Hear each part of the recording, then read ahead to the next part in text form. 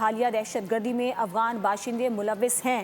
پاکستان کے پاس ٹھوس ثبوت بھی موجود ہیں۔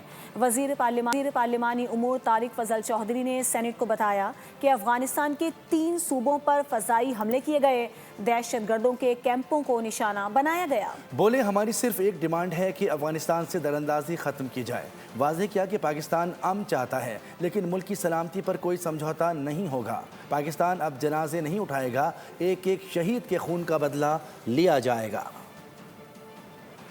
پاکستان کے اندر دہشت گردی ہو رہی ہے، اس کے بڑے مصدقہ جو ثبوت ہیں وہ افغانستان کے سامنے رکھے۔ وہاں پہ جو ان کی محفوظ پناہ گاہیں ہیں، تربیت گاہیں ہیں، ان کی بھی لوکیشنز ہم نے انہیں آئیڈینٹیفائی کی کہ یہ ان کی دہشت گردوں کی اور ٹی ٹی پی اور ان کے ساتھ جو فتنہ الخوارج کے دہشت گرد ہیں، اس جگہ کے اوپر ان کی تربیت گاہیں، پناہ گاہیں، کوئی کارروائی نہیں کی گئی۔ افغانستان میں جو 21 فروری کو ان کے 3 صوبوں میں ایئر فورس نے ایئر سٹرائکس کی اور وہاں پہ 100 سے زائد جو دہشت گرد نیٹ ورک کو کنٹرول کرنے والے دہشت گرد تھے، ان کی ہلاکتوں کی اطلاع ہے۔